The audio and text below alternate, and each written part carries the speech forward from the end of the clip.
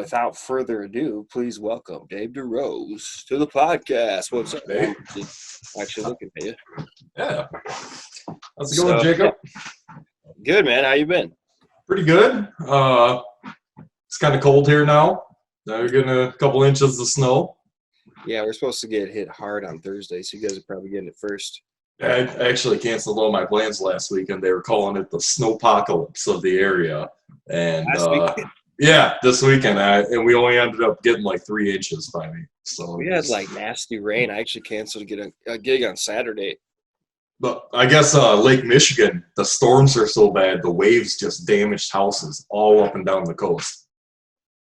Crazy, man. They said it was pretty wild, yeah. I mean, those lakes over there, it's practically like the ocean. It seems like it. Close enough, yeah. How the tide hits.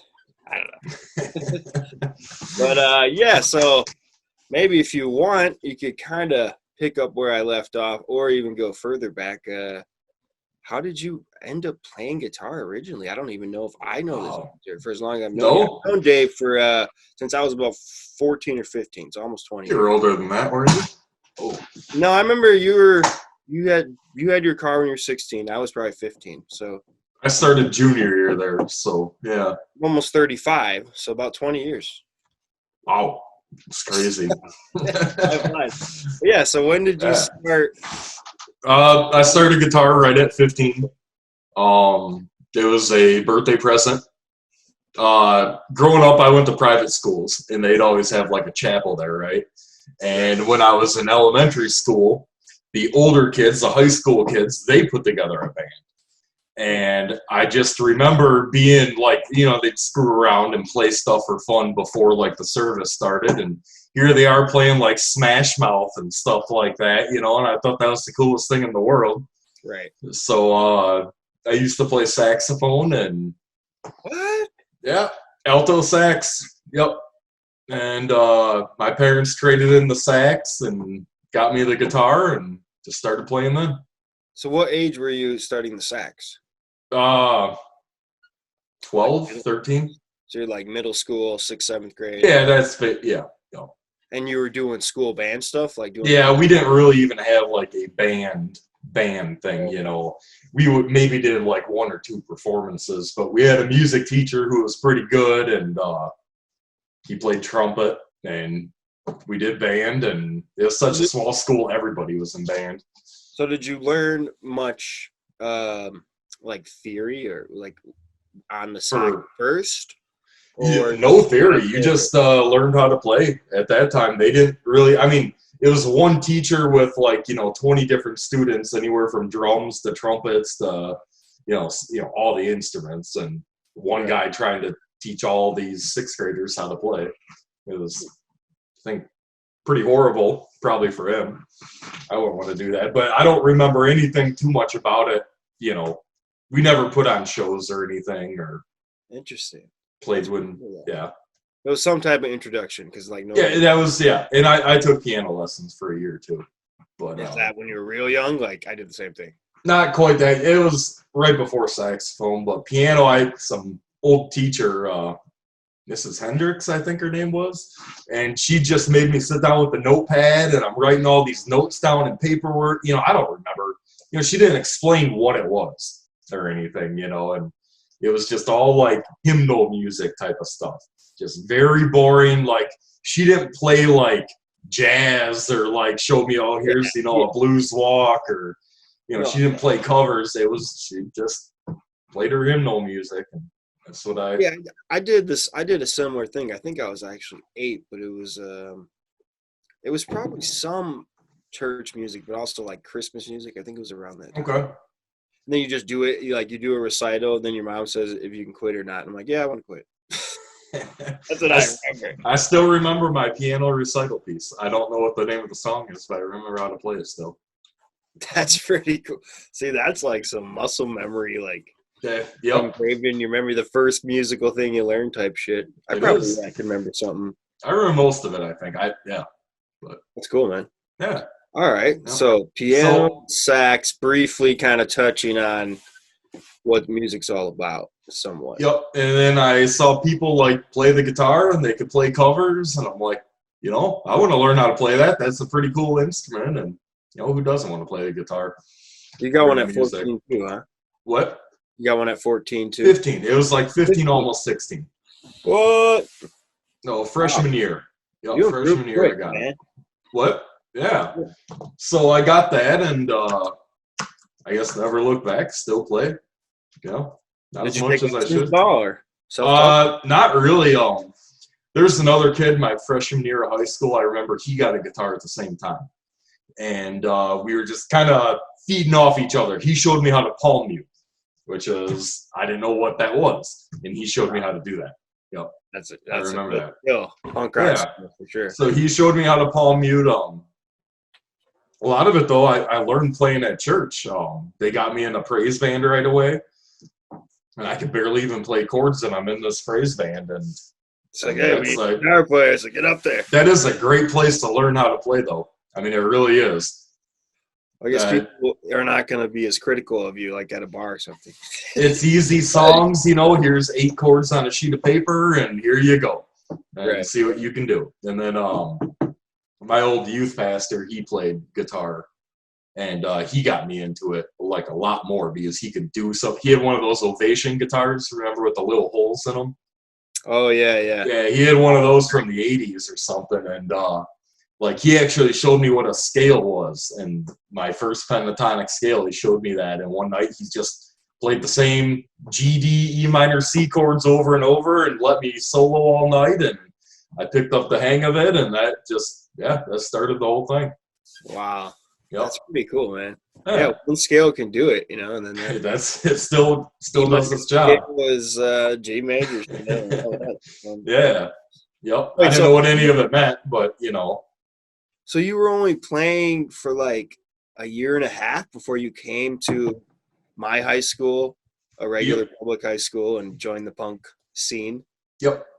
Jeez, man, you were... And no lessons really other than, what other people could show me. Yeah, I just remember you could like play certain covers that kind of seemed hard at the time, like maybe like Green Day, Time of Your Life or something. You could like just those different ones, yeah. Maybe just you could do like because we're all like because you came like after like my band had already broken up and bands had kind of gone through some different changes. Yeah, I missed Nifty. I really missed. I heard about them, but I never got to see them. You didn't. It's okay. No, that's what I mean. We were all in bands. There was 10 bands at one time, 3 to 4 people, 3 to 5 people a band. That's like 40, 50 people in a band. That's quite the thing. Yeah, I mean, it was a cool thing. We were involved in something, and we were trying to. I mean, the Battletoads, you guys were kind of on the verge of doing something. But by the time you joined, we were like in the Superman's shadow. We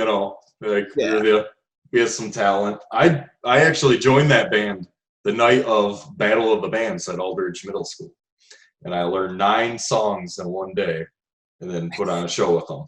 I think I snuck into that night. I remember hearing that Banana Split CD. I was not on that album. Yeah, that's right. But I remember hearing those songs and trying to learn how to play a couple of them, and I thought that was so cool. And So the Supermints were basically like the best band of the high school punk scene or clique we were in. Eventually they were called Afterthought eventually, but it was literally like the older brother was in the Supermints and the younger brother was in Dave's band, the Battletoads. And they kind of like were in their shadow a lot, not just because they were brothers, but it's almost like more ironic that they were brother because you guys almost like got some opportunities through them, but they were always casting a big shadow over you. We were almost like the opener to them, that's the opening band, and it was a similar sound. The little brother was singing, and the older brother, it's like. But I mean, at the time, Ben was a lot. Mark was a good songwriter. When he wrote all the Battletoads stuff, but they didn't quite have that depth that like the Supermints did. Yeah, Mark Westling, he's our drummer for the Grit. He's been a drummer in a lot of my projects, and he was the songwriter for the Battletoads. He literally wrote all the lyrics to the songs, all the music, chord progressions. Did you like add your own, like lead parts, or he just kind of told you what he wanted to hear? Yeah, I mean, he had like a basis to it. Here's how the song's gonna go. Like that one where we start screaming "Take Me Back" at the beginning. He wrote that guitar riff to it. Yeah, I mean, he wrote stuff like that, and he would write the chords, and he let me kind of do whatever I wanted, I guess, but it was all his creation there. Yeah, I mean, that's like even the bass player and the other guitar player for the band, they had like barely played at all before the band started. Like Mark basically taught them everything. Yep. So you were almost just like enhancing what they already had. I think our lead singer was the other guitar player, and no, you had Zelmer, right? He was the other. No, him and Tyler both play guitar. Oh, they would switch off? No, I thought Tyler played leads on top of stuff. I don't remember that. Maybe he did like a show or two. Because in the intro of that Banana Split album, like there's like a lead that they played on the top, and that's what he used to do when Adam would play the other stuff. Oh yeah, that kind of. I think that's. But yeah. Mark played it on the CD either way. Yeah. Yes, he did. Well, yeah. Mark was like, man, I was always really impressed that Mark was kind of like the mastermind behind that. Like I wrote lyrics for Nifty, but me and Matt wrote the music together, and then we just added a drummer. So it was kind of more collaborative. Yeah. Mark was literally like, play this, like bass part, drum part, guitar part. And then he like put an organ on that one part at the beginning. Well, I mean, Mark, his dad, he's been in a cover band his whole life, phenomenal guitar player. So we'd go practice at his house, and he had the whole jam room in the basement with monitors. I mean, it was great, going down there and doing that. I mean, it's a lot more than most people have. Yeah, no, that's definitely a really cool way, like a high school experience to practice and be in a band. Yeah, because then you look at his dad, and like, yeah, maybe they're a cover band or whatever, but they're like out there doing it. They're making a little money. They're having fun. Yeah. And yeah, because Mark's been basically playing drums since he was like 9 and playing with his dad's cover band like practically since he was 10 or 11. I think they used to let him in the bars. I've never even seen his dad's band play before either. I've only seen them acoustic, and it's a duo. It's like him and the other guy who sings it. They played once at a Clinton show. I'd always just hear him shredding it, down in the basement or something. Yeah. No. What? Oh, there's too many cameras in here. All right. Yeah. But yeah. So how did the Battletoads end, man? Do you remember? What was the last? Yeah, we You were a junior, right? No, senior, I think. I feel like. Yeah. And we were supposed to play at Battle of the Bands, and Mark did not want to do it. And Mark made the decision. He was like, "Nope, don't want to do it." And it was about that time he joined the Supermints. Afterthought at that point.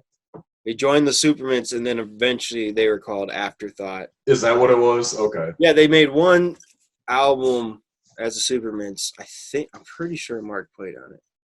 Where they were still playing as the Supermints when he joined. Yeah, I think OJ we all say they kind of went emo because it was like a more punk band, and then they were called Afterthought, and it was more emo, so. Yeah, I think OJ was on his way out. He was getting sick of it or whatever, being the drummer. And I think Mark started practicing with him more and more, and then kind of took over the thing. So you guys were scheduled to play, and Mark just said he didn't want to. I don't think we were even scheduled to play. I think that was, like he's like, no, I don't want to do it. And that was, oh, okay. That was about it. Huh. Were you bummed out, or at this point you're kind of like over it? I was bummed out, I mean, good for him that he got into the other band, but that was about the end of it there. So how many shows do you think you played with them? Battletoads? Yeah. Like 3 or 4. Oh, I mean, really?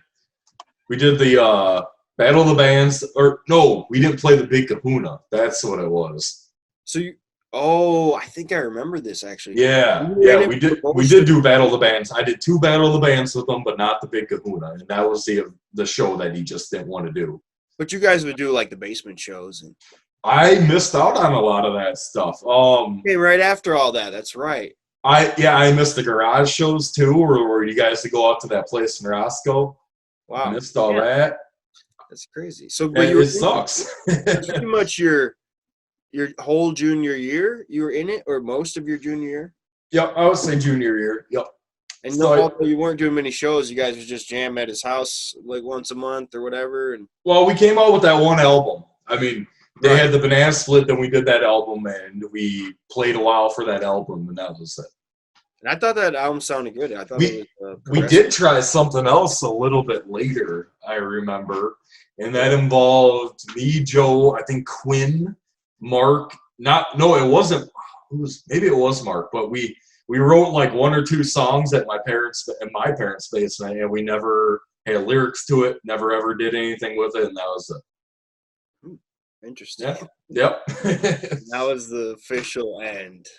Yep. And then after Afterthought was done, the Kevin, Mark, and David band performed, I think, 2 parties for a while. What? You don't remember that? I don't think I was at these parties. I think I was on another. You were on another group at the time? Probably. I was all fucked up. Oh, God. What did we... Maybe when we did like I think we played in Pete's basement and at Abby's house. Yeah, okay, yeah. I think I was probably at those for Abby's probably because I remember it was a wild party, wasn't it? It was like I thought, yeah. Like parents were there, but it was still getting wild. I was like, I don't remember all that. I remember just getting really drunk and Katie drove me home. And, yeah. So it probably was a pretty crazy party. Yep. But we did a couple Reliant K covers, some Sublime, the Freshman, playing the punk version of that, kind of like the Mustard Plug one. No shit, I didn't know. Yeah, we didn't write our own songs or anything. I don't think we did. And it was Mark singing or Kevin? Or Kevin singing and playing bass, me playing guitar, and Mark playing drums. Or no. Yeah, maybe that's what it was. And then maybe they switched. They would switch off and drums? I think so. But, yep. Yeah, that's pretty funny. It didn't last too long, but, yeah, the Kevin, Mark, and David band. Yep. Huh, that's funny, man. All right, cool. Yeah. And that was my high school music career there. Well, and, I guess that kind of was the main thing for high school. Like I was like slowly starting to do some weird stuff on the computer. I used to mess around with Fruity Loops and stuff. But Fruity, I remember that. That was a fun program. Yeah. Yeah, and then so it's almost hard to remember the years of what happened next, but it's kind of like I want to say from like the time we got out of high school to we were about like 21 or 22. Well, we eventually we lived together from we were like 19 to 21. I was 19, 21. I was 20 at least. 20 or 20. I think I was 21. Yeah. You were 21, 22. Yeah, I was 20, 21. We only lived together for like, what, a year and a half, I think?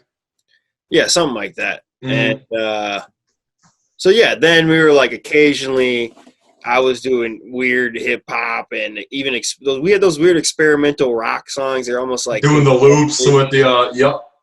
You sent me those. Yeah, I'm glad you still got a copy of those. Yeah, I would make a beat out of a drum machine and then put like a keyboard thing, and then Jay would like rip guitar on it, and that was kind of we were just messing around with stuff. We were just having fun. Yeah. Yeah, but that was kind of the only thing we were really doing. But you were playing with like Nash and Lucas the whole time then too, right? Pretty much, like kind of, because you guys had the Getting High song and. Yeah, that didn't really start until. Because I remember we recorded it at our apartment with you and Nash. Did we? Horrible version, yeah. Yeah. Okay. Yeah. That was around that time. I can't remember anymore. I mean, that was like 15 years ago. You guys weren't that active. It was like maybe that was we were just screwing around. But no, okay. So this is what I remember. I got acoustic guitar when I was 20. Mm-hmm. and eventually like acoustic electric, I think when I was 21 or 22. But so when I was 20 and we were living together, I think you taught me the pentatonic scale, and then just like what the 12 or 16 bar, The blues pattern, yeah. the blues pattern, what the chords are, the pattern, how they go. And I just basically took that shit and ran with it. But it was like, Yep. I remember we just sitting around just jamming that a lot of times, like simple shit. Not a lot, maybe, but I started bringing my guitar to our old factory job. Dave still at that factory I job. remember that. Yeah. We used to work the night shift. Dave was the supervisor. Like nobody was watching us. We were getting away And with here's this guy sitting outside while he should be working playing guitar. I'm just out there like, I can't stop. I got a passion for No, I remember that. You broke up with Brittany at the time. Yep. You bring the guitar, and I remember coming outside and yelling at you, and you just go, "Shut up! You don't know how it feels," or something, and you just walked off, and that was okay. That sounds about right. And then yeah, I think that was related. Yeah, with eventually, I couldn't take working at this factory job, and I was like, oh. Nah, you hit the road. You went out and But- did your thing. Yeah. But yeah, that was kind of the start of it. Just like, Yep. because we were already like, it was so relaxed on a night shift, and I was still like, I can't do this, and I'm playing guitar. I mean, as far as work goes, we had it pretty good there. I mean, nobody bugged us. Yeah. It was like 6 people. 3 of us were already friends. I mean, you can't really beat that at a workplace environment. Yeah, it was good while it lasted, and I think that was only a couple months because our original supervisor got injured. He got injured, and all of a sudden I had take to place. go to day shift then. Yep. Yeah. And I went to days. Yep. I remember I was sitting at home one night, and you and Nash just showed up. Tom let you leave to go get Subway, and you just snuck over to our apartment, smoked the bowl, and were gone for like an hour and a half. And he ended up like calling me looking for you because none of you guys were answering your phone. And, I don't know where they're at. I don't know. I think I remember that. Yeah, that sounds about right. But yeah, you had that recorder. I remember you having that like back in the corner of our living room. Yeah, I had this really little corner. Yeah, I could fit a keyboard, a drum machine, and my computer. And you and Nash wrote the Dan the Cocaine Man lyrics. That's when they all started doing like. We were doing them working together, and we were writing them like at night on the night shift because we were working together, and like I was like kind of helping him. He was pretty good at that one in particular. Yeah. Well, because I had the other version of it. What was the other version? The Dingleberry version. It was like very crappy, and it was kind of like half written by me. I think that's why I'm going to put my own version out. I think you guys played off each other, helping each other with lyrics and. Yeah, so we were Dave. He's in this. Well, he's kind of been in this band, Statutory Rock. It's not the best name, but it's not the worst name. Who knows? But, yeah. It's with his buddy Nash and Lucas, and yeah, he's known them forever. I've known them for quite a while. And so yeah, Nash and Dave used to all work on this night shift together. And this is kind of when all the songs for both, what I was doing is, in my solo thing, also Statutory Rock and the Grit, it was all just kind of like brewing. With LOC happening. LOC, and then my old hip hop group, the Lords of Chronic. You got it. But yeah, so it was kind of a cool time. And then like I know I was like partying like crazy on my days off. Mm-hmm. We used to work like 4 days a week, and then you get 3 days off, and we just like really party crazy on the days off. And then you recover when you come back on Sunday. Yep. Or whatever, but yeah, it was an interesting job, and it was I don't know. I almost look at it as like a motivation to start doing the music thing, and then at the same time, like I said, these songs all kind of started like clicking. Coming out. Yep. I think I wrote "Free as I Want to Be" at another factory job. It's like I hate factory jobs. It's just the song just came to me, but yeah. All right, yeah. So okay, so yeah, where are we in this chronological music? We're in our 20s here, early 20s. Yeah, so then by the time I'm like, fuck this factory job, I move out. We're gone for a while, I think. couple years, right? I go back to Boyd, my hometown, like a loser, flat broke. I'm living with my parents. Dave goes and moves to Oak Creek. But, the whole time, I never stop writing. I'm, like, doing all this, like, weird, like, outlaw country. I don't even know what it is, folk stuff. My voice is horrible, but Bunch somehow. of 12-bar blues songs. Yeah, kind of. But I was doing all that stuff, like How to Last and Back to Life and Get Lost. And I was, like, kind of had this weird, like, MySpace following. And so I was doing all this stuff. This is like 2007, so I'm like 22. I'm playing live occasionally. We did those couple shows in Milwaukee where I would be like playing most of the show by myself. Then I'd invite you up to play lead or national little bongos. Remember like the River West Commons, that old place in River West, Milwaukee? Very shitty place, but now it's the public house. What's the River West there? Yeah. River West Public House. Much nicer place. They really made it a lot nicer. But yeah, and then it was by the end of 2007. Oh no, but wait, we got to backtrack because so this was when the fuck was this? Okay, this was Christmas 2005, right before 2006. Oh, the party at your I have this party because my family goes to Georgia for Christmas every they're fun parties. Winter for like 2 weeks. And this time I'm like, I just got this new job at the factory job we were just talking about. And I'm like, oh yeah, I gotta work. I tell my family I can't get off even though I could have. And I'm coming clean on the podcast. But yeah, so then I decided to throw this party and we decided just to have a band show. Yep. Because why not? And like at this point, I'm like playing like keyboard. I don't even think I played keyboard and sang. Yeah. And for whatever reason, we just asked Mark to play with us, even though we didn't play with him, in the Grit till years later. We just asked him to do the show because I don't know, for whatever reason. He was around and yeah. Lucas played bass, Mark on lead guitar, and Nash sang backup too. And this was like me on lead guitar. This is pre-Grit. And before, we were any type of Grit, because I think we did all covers except for maybe your original. Yeah, and we were just screwing around. Yeah, just playing whatever we had to play. And we did like Sublime, Alkaline Trio, Green Day. We did a Led Zeppelin song, Tom Petty. What else did we do? Yeah, stuff like that. And we just basically we had this fucking keg in the garage. The band played in the garage. It was fucking freezing winter in Wisconsin, December in Wisconsin. And that was kind of like that started it right before 2006.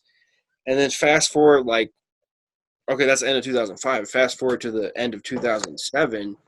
That's when we started playing at the Bop. Mm-hmm. But yeah, that's a funny story too, because I tried to do the same thing. My parents were leaving again for Thanksgiving, I believe. And then we tried to do the same thing. And then, my dad found out, and he said that they were coming back early. So that meant we couldn't have the show or the party at my parents' I remember that now, yeah. And so what did we do? We just went to this place called the Bop and asked old Bert. Bert is the owner, 90% the only worker. It's not the Bop anymore, different ownership now. But it's a game lounge now. And we asked her if we could play at her place instead. We didn't even want money or anything. And she said, yeah, and I'll give you free beer, like the cheapest tap beer. Old Milwaukee, I think. Old Milwaukee, the cheapest tap or Schlitz or something. And we're like, hell yeah. And so this started us playing at the Bop. At this time, Mark wasn't the drummer. We basically had no bass. Lucas had to play drums. He wasn't the best at drums. He's a guitar player. And then I was playing rhythm guitar. Dave was playing lead guitar. Nash was trying to play all the congas, and Nash would sing too. And then we started doing this thing. We started playing at the Bop almost once a month or something, to eventually the beginning, or I think it was spring of 2008. I want to say March or April. Okay. And I started hanging back out with Mark, and then he joined. Lucas hopped on the bass, much better at bass than drums. Mark, much better at drums. And that's basically when we became the Grit, or Green and the Grit. Because we were calling ourselves just Jacob Green and Statutory Rock. when we were doing all these bop shows without Mark, basically. Okay. And we would do it like, I would start the show just by myself. Then Statutory Rock would do a set. And then all four of us would get up there type of thing. We'd have people like Jess play or who the fuck else would play? I can't even remember. Like Randy. Randy would play. Yeah.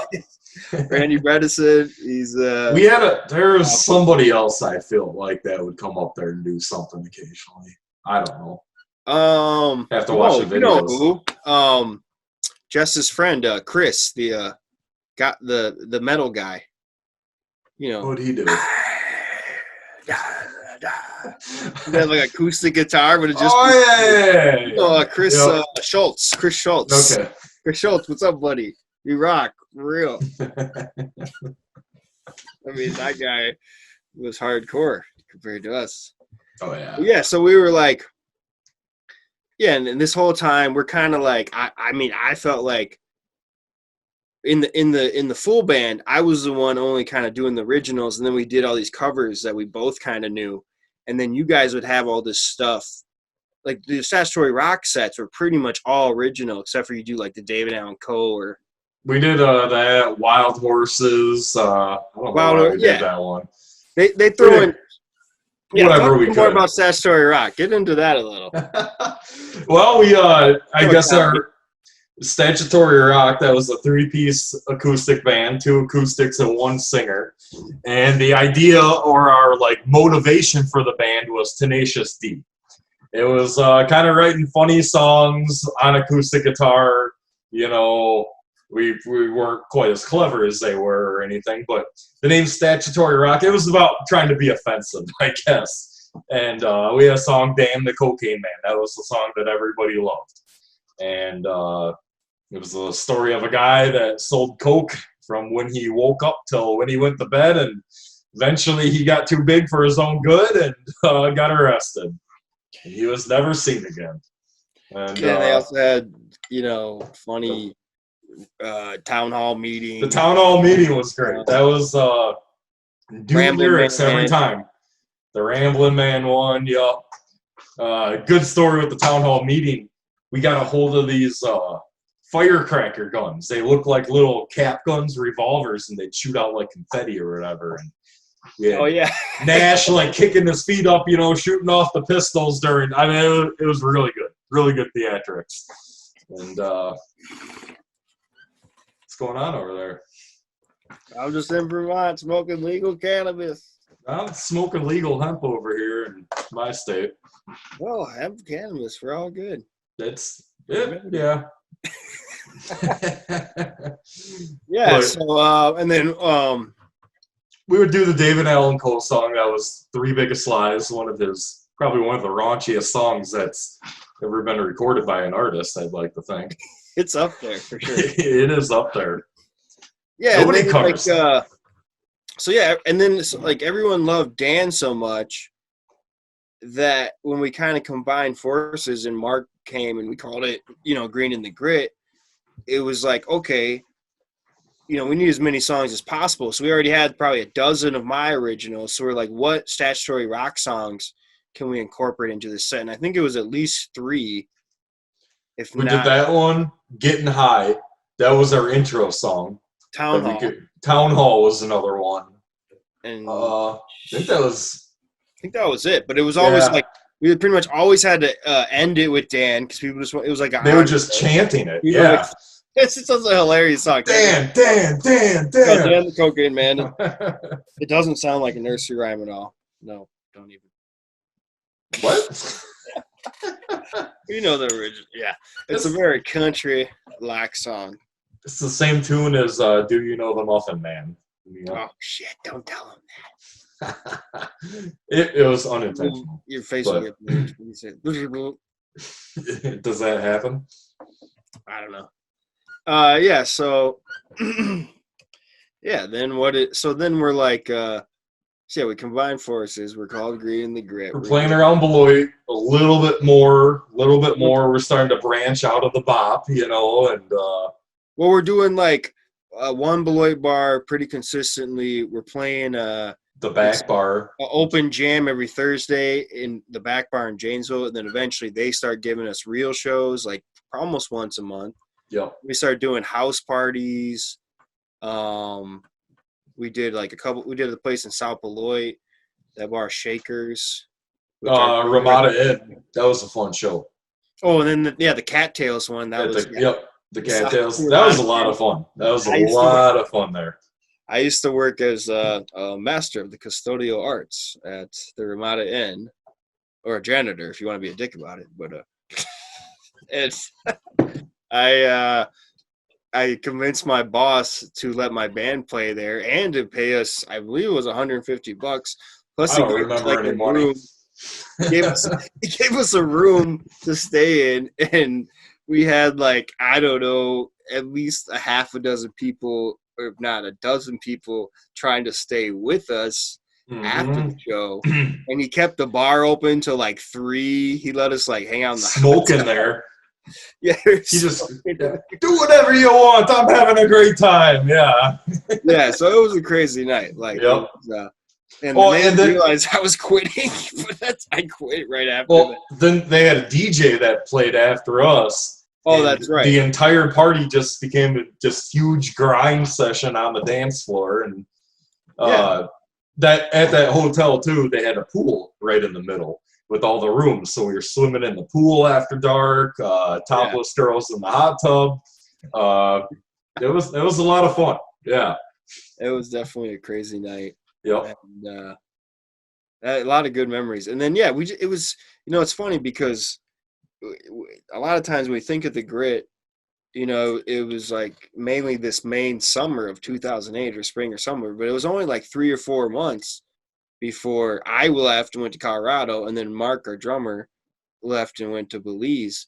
I was living with Mark. Mark rented a place in Janesville, Wisconsin, and he had a garage that had a loft almost above it. A loft above the garage. And so I moved my futon in there. I had a little griddle. You could cook breakfast and grilled cheese on it and shit. I think I had a mini fridge. And we used to practice in my loft above this garage. I think I lived there for 2 months. And then this was 5 or 10 minutes from the back bar, which we would go to the open jam to every Thursday. So it was it was a really short period, but we recorded 6 or 7. Well, no, we recorded, if you include an album, basically, right? Yeah, we recorded enough for a whole album during this period. And then we were what started out as playing maybe one show on the weekend, we were playing 3 shows a week for 2 months or something. It got it picked busy up enough. And then we did one time we did 2 shows in a day, and Nash couldn't make the second one because he got too fucked up. We played a house party. Oh, we got kicked out of the house party. No, we were playing the house party in the afternoon in Janesville. Yeah, we went to the Mike's Roadhouse later because that band needed someone to fill time. Yep. Oh, I remember that night. They cut us off because we were kicking ass so much, and Nash is puking in the car. Meanwhile, he didn't make that set. I had to sing one of his songs, I think. But it was a really short period. But I think that's kind of where it all started, because then we would just continue to do it anytime I was back in town, because I was still living in Milwaukee, and I would come to Beloit. I don't know, once every couple months, once a month, and just do a bop show. We just do something more. Yep. And we did the Grit. Eventually I started playing with Josh Fairtrack. He's awesome, front man for Billy Dreamer. He's drummer and bass player for the Grit. He has been. And he started playing drums for us because I was living in Milwaukee, and so was he. We became buddies. And so then the Grit did we did Battle of the Bands for Summerfest. We did a Linneman show once. I missed the Battle of the Bands. That was not. No, you did that one. Did I do that one? Remember, it was at that place in Bayview, Club Garibaldi, with the that chick band that won it. Huh? That chick band that won it. Yeah, that horror. They had that song about Ronald Reagan or something.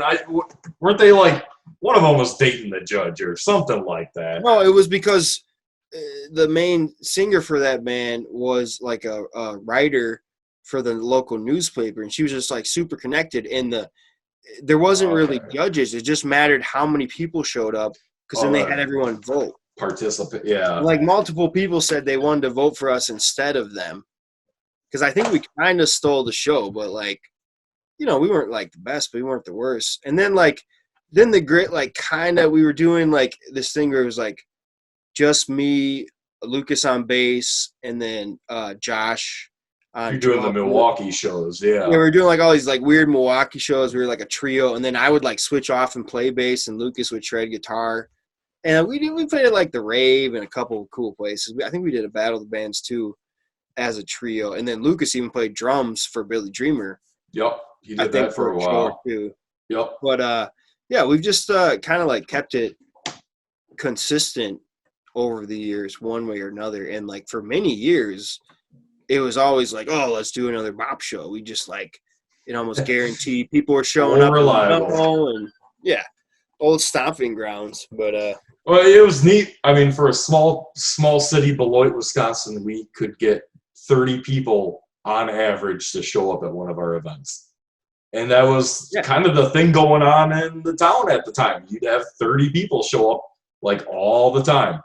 And I mean, in our own right, we almost like started our own music scene, even though it was small. But then like if you look at, there were other bands around too, and yeah, if you look at, so like Earth to Clark, there's like one of the bigger Beloit bands right now. They're kind of like a hip hop reggae rock thing, but like their main singer songwriter and guitar player Adam, he was like coming and occasionally opening, or like he did an open mic there, I think, after we stopped playing there as much. And so it kind of just like kept the tradition going at the bop. And it sadly had to end. I think the bop ended in 2014 or something, 14 or 15, I can't remember. We made a little video for it. You can find it on Facebook somewhere, and we dedicated it to Bert. And it was a really cool place. It was, the bop stand for Bert's Other Place, and Bert was just this nice old lady who owned the place, and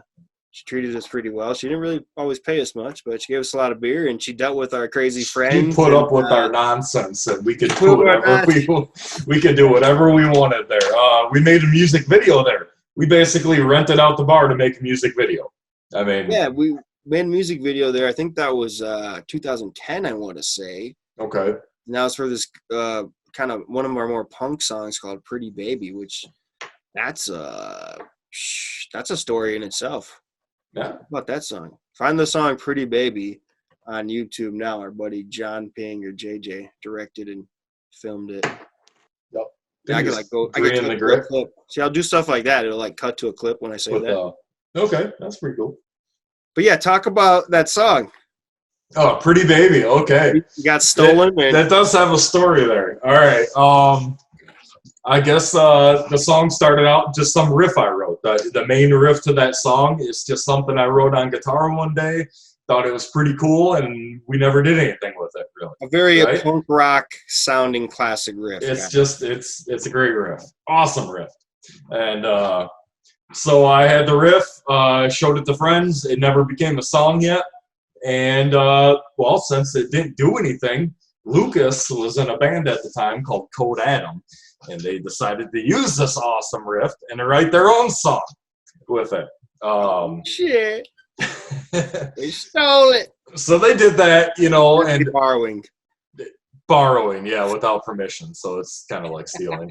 But then again, it's just a riff. It's not a song. Whatever. Right, yeah. So they did that. They had their guy write some lyrics to it. He's a whole nother story in himself, that guy, Josh. Oh, yeah. Bomb Threat Josh, yeah. So they had that song. They did their band thing for a little bit. That was pretty cool for them. Green and the Grit time comes around. I wanted to use my riff again. So we took that song. Their version of the song was a little bit different than the one that we created. But we're trying to come up with new lyrics for it, And we couldn't do it. They just they kind of stuck with the music, and that was the song. And then there was like a very kind of crappy version of it on this Code Adam CD that they just recorded at their house. And I think you were like kind of upset at first. You're like, hey man, it's my riff, but Yeah, well, I mean, eventually hey, dude, came check out back this around. cool thing that I wrote. Yeah. It came back around. No, it worked And out. It worked out. eventually we took the song, and it was like Mark who wanted to add another section to it, right? He was kind of, No, it's more like he helped, like, well, we need something else here, you know, and he's yeah, like, well, exactly. try this, try that. Yep. Because it was like basically just the same pattern over and over while it goes from Now he had a different part, but it wasn't as cool or yeah, it just we kept it like more upbeat. I think it slowed down for a second. Like so break it down and yeah. I remember you guys practicing and writing that like in the loft of the old green garage, as it was literally a green garage. The green And room. Yep. yeah, they had the music for it. It was a new section for the song. And I just started like rocking out. I think I was headbanging and got into it. And I just came up with some other pretty cheesy lyrics, but they kind of match the theme that the lyrics are. So yeah, like half of the lyrics in the song, the verses, are written by this Josh guy who was in the band. So it's a strange song because it's like I've written some of the lyrics, you've written the music, and then Lucas kind of helped you write the other section of music. And then this Josh guy wrote the other part of the lyrics. Then he had the lyrics, yep. It's it's just a funny thing, and yeah, again, you can find this song on YouTube. It's I think a lot of songs great. end up that way, though. You know. Yeah, I mean, it all depends. You take a little bit from somebody, a little bit from somebody else, and you got a song. For sure. But that one is like a truly almost recycled, revamped. You know, because then we had a crappy version that we recorded. This new version has a great. We recorded in that green garage.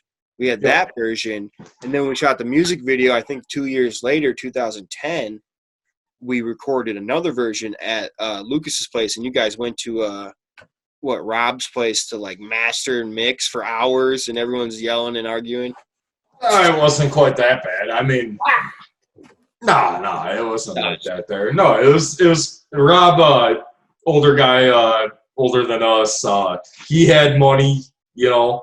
I mean, we were in our 20s. He was in his 30s. He had Lucas's brother-in-law. Yep. So he had the computer, and he knew a little bit about mixing, which we were pretty new to at the time. And, right. Yep. We put out. I thought we put out a pretty good version of it. Most of the stuff was recorded at Lucas's house and then mixed at Rob's house. I mean, that is the final version, and that was used for the music video. So I think it's a damn good version. No, I think it is a very good version. What we had to work with. No, Lucas did a good job with all that. Yeah, he does a good job with that recording. Oh, shit. Hang on a second. Okay. What? All right, yeah, I got it. Never mind. Yeah, so so what okay, yeah, if you remember that time, I always felt like we almost I've always been trying to like push original stuff, I guess because I've always just written so much original stuff. But we almost like had a pressure to play a certain amount of covers because most of the bars we played, the only other bands they booked would be cover bands or predominantly.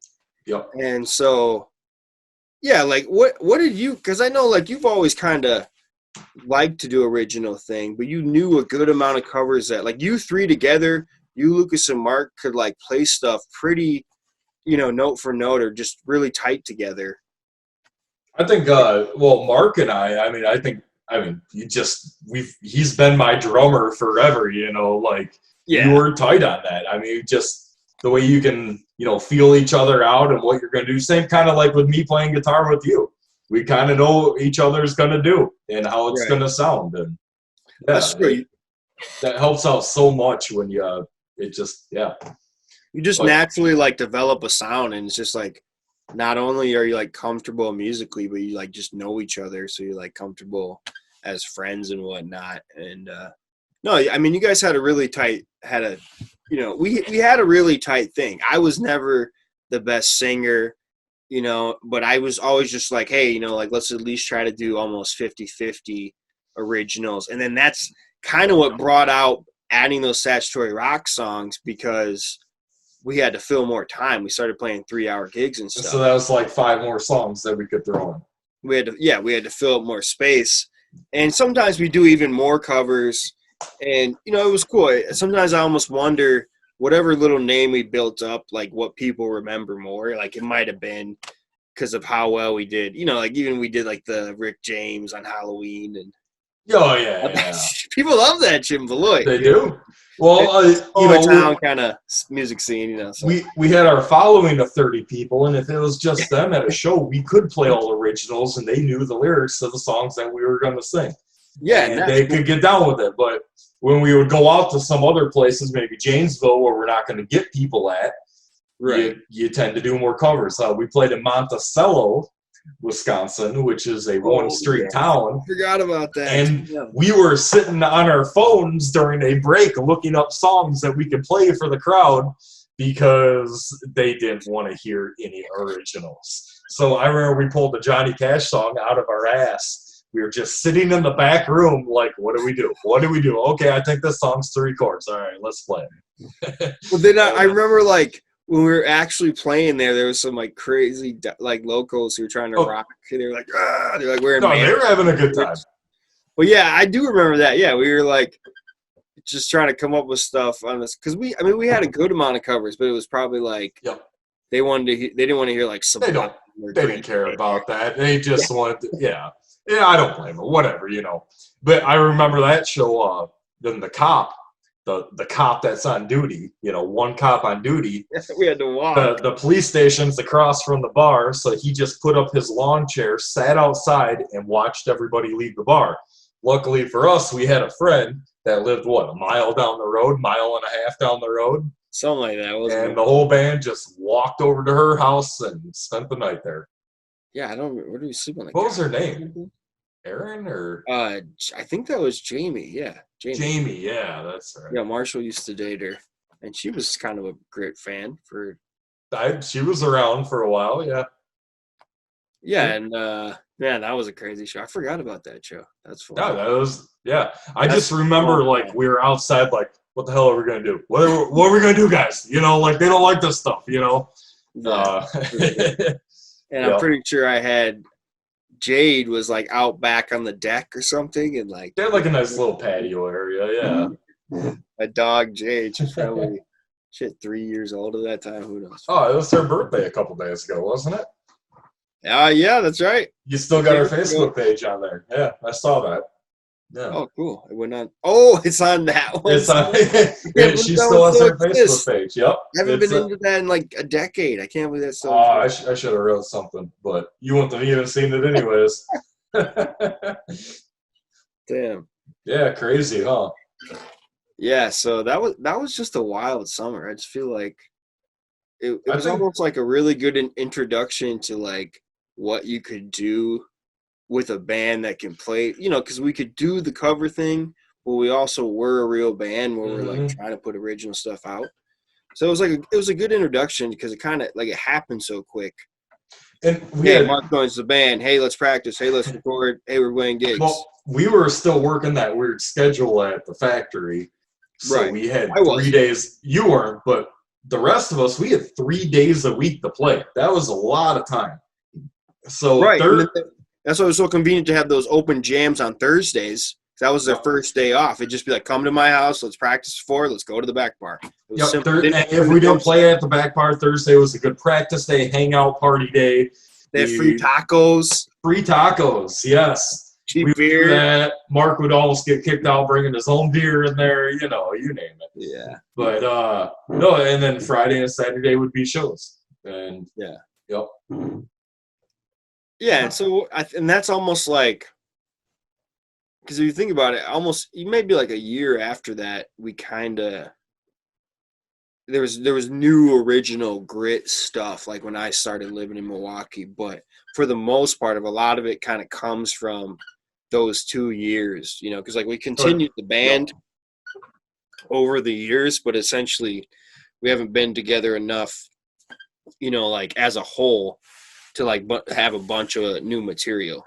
Yeah. You know what I mean? But then at the same time, you keep recording material with me, like almost anything. Because like I would like put out a solo album, I'd have you do some lead or something out it, or You've done like 10, 15 songs with the since then, right? yeah. Maybe I guess when more. I started playing with River Water Tribe, that was probably the most I probably didn't play with you. But even then, we would come back and do a bop show, and it'd be like the Tribe and the Gray. Yep. You remember Yep. that? Yeah, we just like do it anyways. That. If you guys are up for it, I just kind of like see if you wanted to do it. But then like eventually Dave's recorded on a lot of my one-man band material, or the upcoming stuff. Well, actually, who knows? It might be out by the time this thing's out. Dave's playing on the latest album, Little Courage, which we had the campaign for. We recorded at Plaid Dog Studios in Boston, Massachusetts. Mm-hmm. And I originally actually had another studio guitar player who recorded the single Little Courage. That's what they did for promotion for the campaign. They recorded the single first. And I thought the guy was good, but I just didn't feel like he really knew my sound as well. Captured you. Yeah. Yeah, and especially with kind of the material I was bringing to the table. So we did 5 songs total. So the 4 other songs, I actually flew Dave out from Milwaukee to Boston. We stayed there for like 3 days, 3-4 days. Yep. And we were in the studio for like 2.5 days. And yeah, I'm super pleased with how the recording came out. I think the songs sound great, and I got food poisoning last night, but that's cool. Anytime you want to fly me out there again to record, just let me know. I'll do it. Well, and I learned a lot from that, and now I've just like updated my home studio a lot more. Now because like I recorded a lot of drum tracks in different professional studios or whatever you want to call it, paying someone else to record drum tracks, and now I almost feel confident with my mic setup and everything that I can record my vocals, guitar part, comfortably in my home studio, and take as long as I want, do as many takes. And you as well, now that you have new equipment, I mean, essentially you still could get something probably better out of a home professional studio, but I don't know, this with mastering, and I think that's what some of it is. I need to read up a lot more, and I think enough tools here to do it. It's just okay. I hit play. Here's my recording. Here you go. Well, it's like you can do a lot of stuff with mastering, and that's even like the Little Courage album, how it's like a 50-50 mix. I had to really go back and make sure all the volumes were the same, because you're going back and forth from a full band song that's recorded at a Boston studio. Yeah. One-man band songs that are recorded right here in my home studio, and just going back and forth, and I had to balance them and master them right. But overall, I'm really pleased how it came out, and that just kind of just gives me more confidence that I could do that with even full band recordings, especially now. I do have a professionally recorded drum tracks, which I could use, which is great. Yeah. Which would be awesome. Which I am in the process of working on a grit album. It's been in the process for like literally a decade. But we got plenty of time. It's kind of like doing it just to. It's at this point, it's literally doing the songs that are even worth recording, and that we're still, even worth playing. I mean, maybe some of them are kind of like a homage to the old school, to what it was. But for the most part, a lot of them I still play solo, or we still play when we get together. Yep. And I think it'd just be cool to finally do that. And of course, I'm working on other new material that I'm sure I'll be asking you to play some lead on. I'd love to do it. Yeah.